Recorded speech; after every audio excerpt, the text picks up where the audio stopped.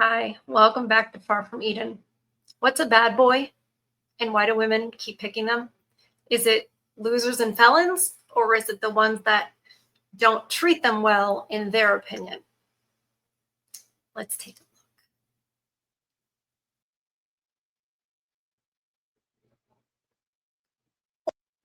Why do girls always choose bad boys? The simple answer is we are wired for survival. Let me explain.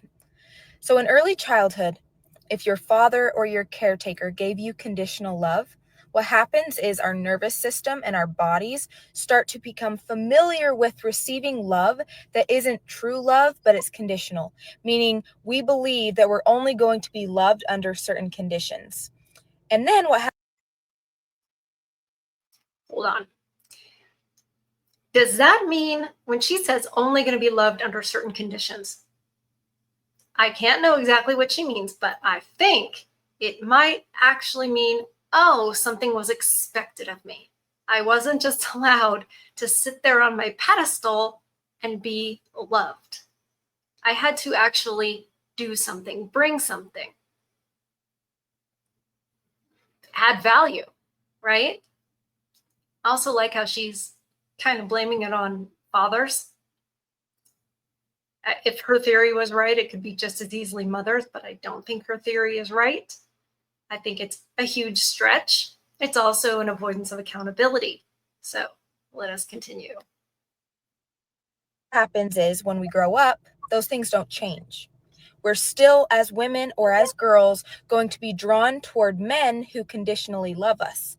So, what happens is the girl's going to see the bad boy as fun and adventurous, as, oh, this is going to be exciting. But what she doesn't know is she's being drawn toward men who are going to conditionally love her, who don't really show. Okay, so she's conflating the two. Dangerous, etc., exciting, but also they're going to conditionally love you. She's completely combining both definition of bad boy, sticking them together as if it's no big deal because they're two very separate things, and women don't seem to categorize them separately or recognize the other when they're talking about the one. She's just mixing them all together. And the other thing is she talks about being loved conditionally. Hello, how are men loved? Right? It's always based on your performance. How much money do you make? How much time do you spend with her? Do you read her mind? All these things, it's conditional. They have no problem looking at men that way. But the mere idea that something might be expected of them is now all of a sudden you're being loved conditionally. Once again, a double standard. Her true love. Because if a nice guy was to come into her life, she wouldn't even be attracted to him. Why? Because she's drawn toward the familiar. Familiar equals safety. So if you're a woman or a girl or a lady who was raised in a toxic environment or received conditional love, you might notice that you start to attract men who seem to always be loving you in a conditional way. This Okay, so do you attract these men? So now, because this is your whole issue on the inside, supposedly that you had this toxic upbringing, now they're just flocking to you as if they know that. Once again, it's an externalization of accountability. Externalization, sorry. Are you choosing them or are they choosing you, ma'am? Now all of a sudden they're choosing her. It's because of her dad and it's them choosing her. What? I guess she's not strong and independent enough to realize that she may play a part in this somehow. means that you have work to do, you have healing to do on your own self, so that you can learn to accept and believe that you deserve unconditional love. Why do girls I'm sorry. Gotta remember what you deserve. Deserve, deserve, deserve. That is the key word with them, isn't it? Do you want to know why you're still dating the bad boys of the world? Why you're so attracted to the men who just can't give you more, even though you want more so badly? Welcome to Dating for Baddies, and I would love to tell you because that used to be me.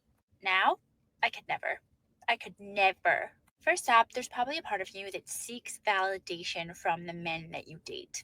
Listen, when I had low self worth, I dated other men with low self worth, and they were typically your bad boys, emotionally unavailable men, the fuck boys. And a part of me believed that love had to be earned, it had to be chased. I had to be. This is the situationship situation where I deserve more, I deserve this. In these scenarios, many times, these women are dating above their level, right? Dating. They're hooking up with, having a relationship where they want it to be more, but he just can't give it. That's what she means. He won't give you more. She doesn't mean more money. I don't think she means more attention. She means more of a commitment. This is a chick who sounds like she's been in situationship after situationship. I don't know her personal life. I could be wrong. I'm probably not. And apparently, it's all about knowing your self-worth. The problem is with these women, I think the last thing they need help with is knowing or thinking their self-worth is way up here because they're all about deserve. Someone other than myself in order to get the validation that I was so badly seeking. So, what's the antidote? You learn how to validate yourself. You learn how to tap into your own self worth because you don't have to do anything to become worthy. You already are. You tap into that. You love yourself. You create a loving, amazing, incredible, trusting relationship with yourself. You may not want to hear this, but you might have a fear of intimacy. Honestly, consider why it is that you go for the men who can't give you the love that you deserve and desire and need for Because you're dating above your level? I mean, yourself. Why don't you go for the men who give you peace? Why do you run from the men who actually like you and want to be with you and are consistent with you and text you and show up for you? maybe because they're what, like 5'8"? Or they don't make over six figures? It's not going to impress your girlfriends? And take you out because you're terrified as shit of those guys. You probably never had that in your life before, so it's completely foreign to you. Your nervous system's like, fuck no, what the hell is that? And you also Let's externalize it to our nervous systems. probably already have a pattern of unhealthy relationships. I will shout this from the rooftops until you hear it. We, as human beings, do what is familiar to us. Our nervous systems will only let us do what is safe to us. We unconsciously choose who we want to be with. We unconsciously choose what we put up with. Everything we do is programming, whether it's based on our past experiences, our wounding.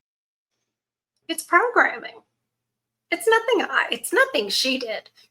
It's not her fault. How can she change it if it's just going to be her programming? She's just like a robot to her nervous system. It's all unconscious. Baloney. These are conscious, thought out decisions. They want what they can't have. They want what they think they deserve. And after a while, when they're not getting it, they've got to make up a reason that has nothing to do with them, except for their unconscious and their nervous system. They have to make up reasons and then coax themselves into, holding their breath and pinching their nose and going for the nice guy. I guess it's better than them coming out and saying they're settling, because that wouldn't look so good, would it? Are beliefs that we have that we're not aware of. So, because we're not aware of them, they control and run our relationships and our lives. This is why you do the inner work and you heal your shit so that you can bring all of this to your awareness and feel attracted to peace and love instead of chaos. Because listen, as exciting as a bad boy is, you know he's not good for you. I don't have to tell you that. He's also not changing for you, okay? Homeboy may come across as super confident, but I can debunk that in 5 seconds. Hey, listen, if you're interested, I have a new course coming out called the Baddie Blueprint. It's going to show you how to step into your worth. Step into your worth. That's all you need to do. Become more self-centered. I mean, that'll fix this whole dating thing. The women just need to be more self-centered.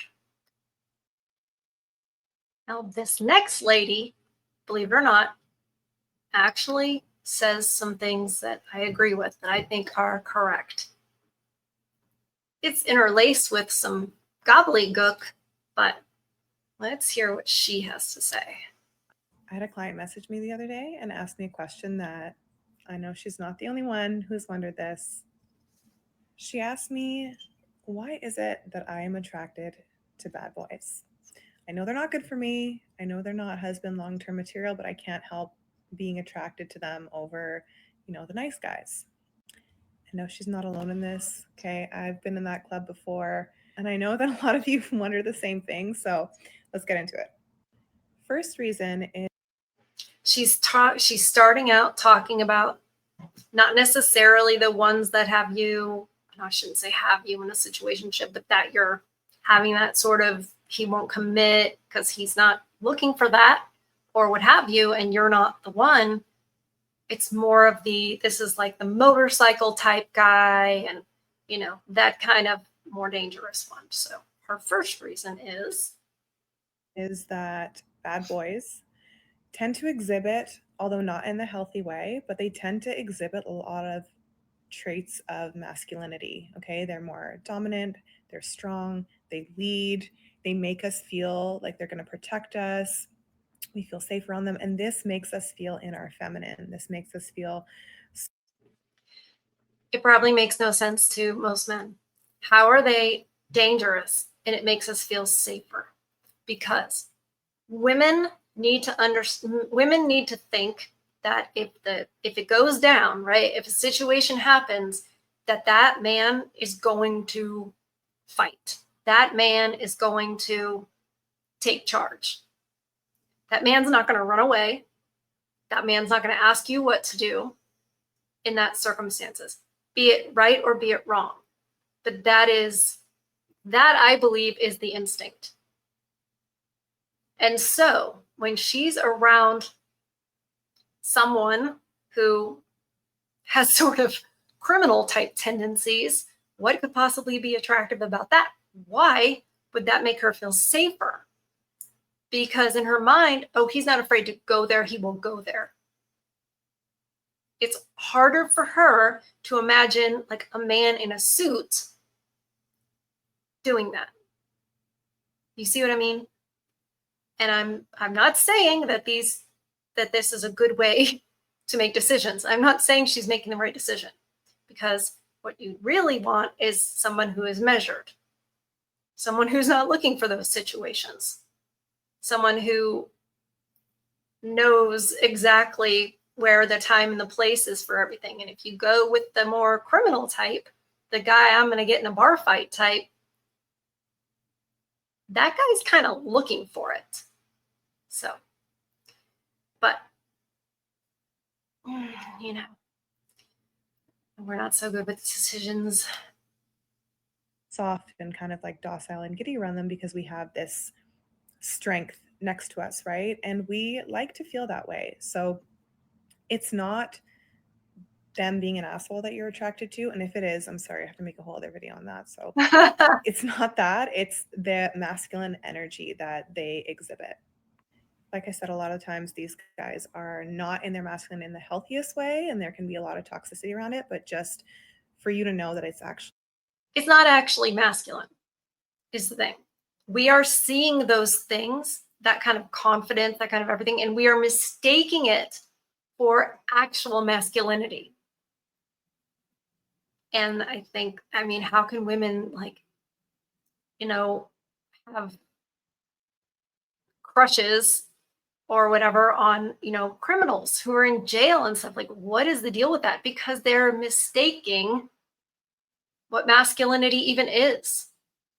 Is it any wonder when we have this whole crisis in our society of trying to define masculinity? We never had a problem in the past, right? Up until about the 20th century sometime.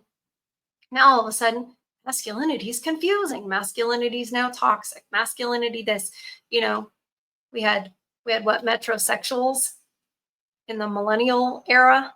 With the millennials, you're a metrosexual. Like, it wasn't a problem when we knew this being a criminal, being like somebody who's in jail and all that kind of stuff is not acceptable husband, boyfriend, whatever material, full stop. But once again, the fathers used to choose because they understand the difference. Whereas, especially when you're a young woman, you get stars in your eyes and it's like, ooh, it's dangerous. Oh my goodness. No, stop it. The masculinity, the masculine energy that you're attracted to, and you like being in your feminine. Second one is that a lot of us are attracted to emotionally unavailable men or people because we're not fully emotionally available ourselves. We've now switched to the other type of bad boy. Do you see how they just interchange them? It's a huge difference if it's like motorcycle criminal guy or if it's guy who is maybe above your level, is not looking to be in a relationship. There are F-boys out there, the ones who can be, right? These are not the same type of guy. Both bad choices, but not the same. Interesting, very interesting how it's completely conflated. I have a feeling that's just very convenient for the women. Basically, what are we doing? We're taking this bad choice and this bad choice. There's so many great men. Most men are wonderful. Most men are boyfriend material. Most men are husband material.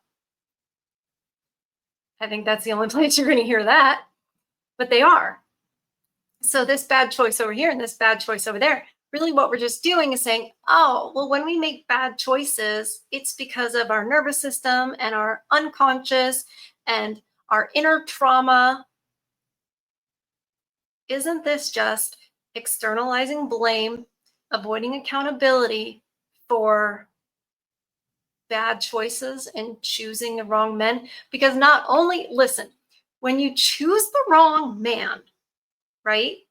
Like I said, those are the outliers. Those are not the majority. They're the majority of the ones getting women, but the majority of men are good. And when you choose the ones over here and the ones over here as a woman, you're not choosing all of these men here. And that's the big problem. None of them are addressing this.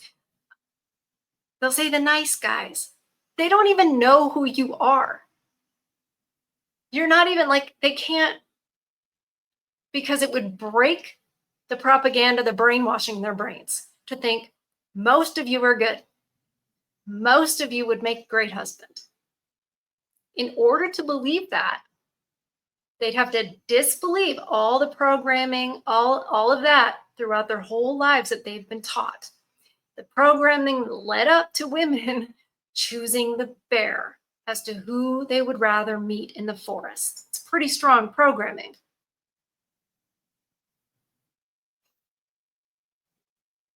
When you want them to talk, they won't. And maybe we don't realize it, but subconsciously you're attracted to these people because you know that you won't have to open up. You won't have to be fully vulnerable around these people. The third and juiciest one is the fact that a lot of times these bad boys, like I said, are not emotionally available fully, and we don't fully subconsciously feel good enough for them. And you're attracted to people depending on what you experienced in your childhood. If you had a childhood where you didn't feel good enough for a certain caregiver, then you're going to be attracted to people who you don't fully feel good enough for. And this is a lot of times a subconscious thing because that inner child is trying to heal that wound. The inner child thinks that if I can make this person who isn't emotionally available, who doesn't fully accept me, who doesn't fully choose me, if I can make them choose me, love me, see my worth and my value, then I can heal that wound of feeling not good enough. This is also why we can be. I actually think there's a little bit of a point there. I think that also may be a reason why women choose above their level. With all the broken families, all the many people have had broken families and have felt like daddy left, even though daddy was probably pushed out. It wasn't probably daddy who left. He just had to leave the house because of courts. Lovely family court. Feels like daddy left because mom isn't going to tell the children that's not true. Mom isn't going to say, oh no, honey, I'm the one who filed for divorce. I'm the one. No. So I think there is a bit of that actually that has women choosing above their level to try to prove that they're on that level.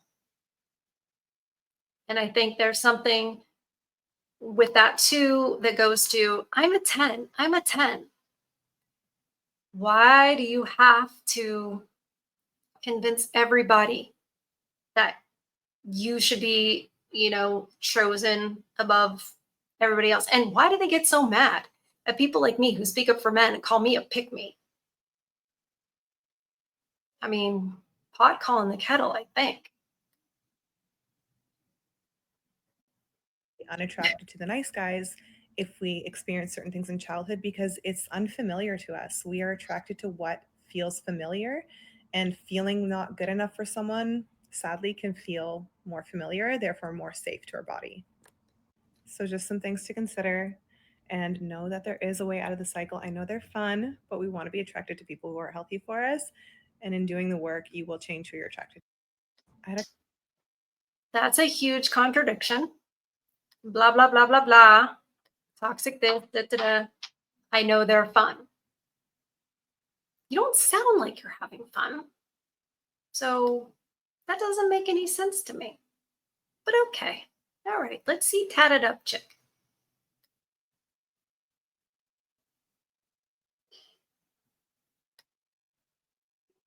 We do not want to be your number one priority. Despite what everybody thinks and everybody wants, we want that queen, that princess mentality. The underlying truth is that we like the attention, but we don't want to be your everything. You know what's hot is when you put yourself first and you prioritize you. So a lot of the time when women are going more after that bad boy figure, it's because they're not giving them the attention that they want and that they're seeking. That's true. I think that's true. And here's why I think that is. Because I think that we were created that man has his deal that he's going to do in life, right? He's going to follow in his father's footsteps, or he's going to, whatever he's going to do, right? And the idea is, the original idea, I think, is that the woman is the helpmeet. So the woman joins that agenda and adds value to his life and everything as he goes forward in the direction he wants to go. She makes a good helpmeet to him. Not her own agenda, not her own thing, not her own girl boss, this, that, and the other, but him, the family, his children that you make together. And I think that's the natural order of things. So when a man is like, oh, deferring all the time and has all this time for you, it is a signal that he doesn't have his own trajectory. So I think that's important. For the man to have his own trajectory. Now, there's going to be women who are like, well, he didn't make it all about me. Well, that's fine because they're a veto, right? There are some women that are just like, I just want him to talk about me, talk about me, talk about me. But she's going to go through those men. Because she's going to, it's kind of like a narcissist, getting her, what do you call it, supply. And then, okay, well, he's already worshiped all the things about me and I'm kind of bored of that. So now I'll go to this one. What we're really supposed to be doing is joining up the man's agenda. And people go, oh, you're losing yourself. Oh, you're this. Well, yeah, because he's kind of losing himself too. He only had to think about himself, right, before. Now, he's got you, and hopefully y'all have children. It's supposed to be, now you're a family, not you're an individual, you have your career, you have your career, you have your pathways, goals, da, da, da, da, da. That's what we've been taught in modernity. How's it working out? Anyway, back to you. Making them hard to get. Now, over time, this becomes toxic in the long run. However, there is a really good balance to be had where you don't have to be selfish and but a healthy amount of putting your wants and your needs first, showing us that you have a healthy social life, that you care about the things that you do, that you care about the schedule that you follow. That is really, really hot. At the same time, when you find time for us, that time is much more valued. We do not want to be your number one priority, despite whatever. Exactly. There's a natural order to things. Absolutely. We're saving the best one for last, though. So almost there. Not this one. Have you ever wondered why girls are really attracted to the bad boys? And why guys really like dates to the zoo or the amusement park or to scary movies? And why those dates seem to be the most successful? And why us girls seem to love guys that ride motorcycles? Even if we'd never get on a motorcycle a day in our life, it's not anything having to do with our daddy issues. It's not anything having to do with astrology signs or voodoo or magic. It's a really simple explanation rooted in our psychology. And it's a psychological phenomenon called the misattribution of arousal. So what do I mean by this? Well, first off, arousal can have a few different meanings. The first one meaning romantic / sexual arousal. Like you find someone sexually arousing. Okay, I don't really gotta go more into that. And the other meaning is your fight or flight response kicks in from your sympathetic nervous system, and you are aroused in the sense that your pupils are dilated, your heart is racing, your breath has quickened, in the sense that you are ready to either fight the threat that is in front of you or flight from it. So now bringing this back around to the central point, one of the main things you have to factor in is the social context that you're in. Your mind consciously knows that there's actually no threat in front of you. For instance, if you get on the motorcycle with a guy, it's very likely you're not going to there's no harm going to be done to you. So your mind consciously knows that there's no threat being posed to you. However, your body doesn't. So your body responds with the fight or flight responses. And then when those signals travel back up to your brain then goes, well, I know there's no threat being posed to me. So this obviously must mean it's sexual arousal. When it's not, you're actually just scared shitless of whatever you're about to do with that person. And to put it the most simple terms, if I confused you with a whole lot of jargon, your brain is confusing fear with being horny. So no, it's not voodoo, it's not astrology. No, that's one of the dumbest things I've ever heard. I've never confused those two things. What I think is, in those situations, when you're afraid and it looks like he's not, you look at him and you see, oh, he's brave, he'll protect me. We're not confusing fear and randiness. We're just not. Like, whenever I've been on a plane and there's been a lot of turbulence, I don't look at the guy next to me on the plane and think, woohoo, what? Astrology. Your body is actually terrified. Your brain is confusing that response with being horny. Have you ever wondered why? No. I love this, like, I mean, she really is impressed with her own science. Okay, here we go. And just to top it off, this one's going to talk like this. Okay. Oh. Do you want to know why good girls are attracted to bad boys? If you've gotten yourself in trouble by being attracted to bad boys, or maybe you're a bad boy and you want to attract good girls, or maybe you're a nice guy who wants to attract good girls and you think that nice guys finish last, well, it's important to understand one very important element of this. We tend to be attracted to qualities that we and ourselves repress. So if I'm a good girl and I'm repressing my bad girl qualities, I'm more likely to be attracted to a bad boy. So if you're a guy watching this and your primary goal is to have good girls be attracted to you, and you think nice guys finish last and you want to attract the good girl who is going after the bad boy, then you might want to think about cultivating more of the bad boy qualities within yourself. But here's the thing about those bad boy qualities. It's not the things that will actually get you into trouble and potentially ruin your life that women are attracted to. Women are attracted to what Karen Brody calls in her book, Open Her, dark night energy, night with a K. This is the energy of the man who is willing to push the edges, push the boundaries. This man isn't afraid to do something a little bit dangerous. But you really can determine what that means for you. You don't have to break the law or do something stupid. Do something that's a little bit uncomfortable. Do something that's a little bit crazy, that's a little bit out there. Get outside your comfort zone. The other element of bad boy energy that women really want is the warrior energy. So the warrior energy is all about being willing to say no. It's all about fighting for what you believe in.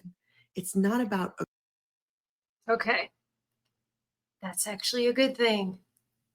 Choose a man with principles who sticks with them. We're taking things that are good, like bravery, being highly principled, having an agenda, and we're missing the mark on those things.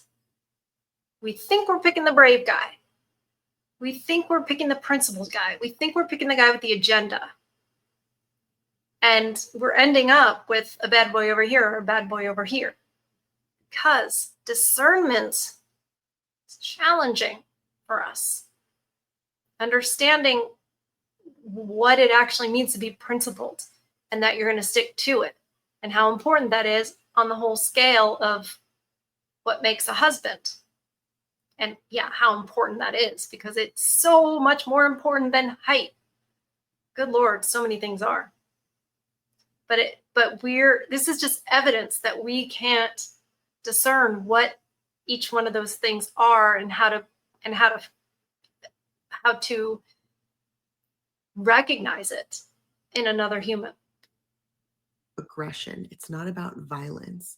It's about having conviction and being willing to say no when it's uncomfortable, to set boundaries, to stand up, to put a woman in her place when she's getting out of hand.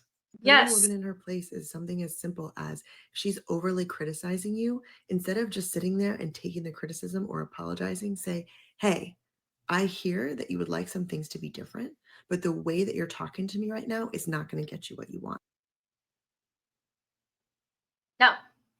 No, we're not going to do counseling talk. Hey, I hear. No, we're not doing it like we're talking to a kindergarten, student. You say, you will not talk to me that way. And you walk out of the room. That's how you would stand up to her. You say, no, you don't talk to me that way.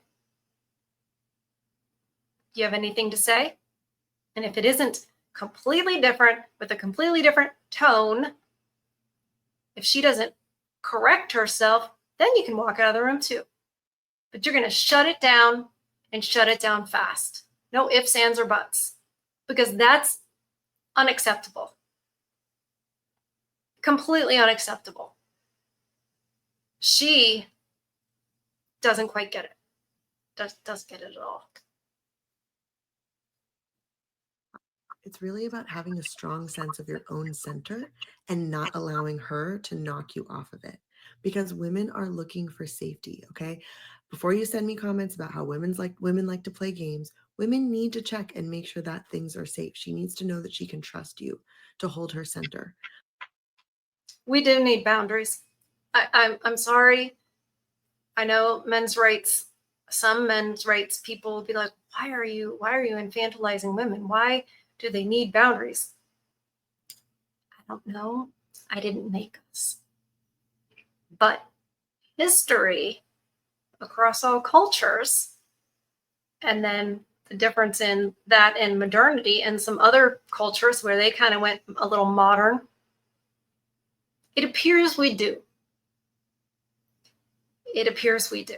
And it appears when those boundaries are removed from society, the boundaries on us are removed from society, well, we're just free to choose the bad boys and make these decisions and vote for things that aren't so great. So I think that, yeah, we need boundaries. We do. I equate this to walking up to a lake that you've never been to. You see a rope swing. Any sane person is going to tug on that rope swing before they swing out over the lake. And women, if you find yourself going after the bad boy and getting yourself into trouble, this may actually mean that it's time to cultivate these qualities within yourself. Tune into your own rebellion, your own boundaries, your own warrior and dark knight. Do you want to know why good girls are attracted? So basically, just become the bad boy yourself. I think that, hey, mission accomplished. Mission accomplished with all that, because we are becoming the men that we wanted to choose.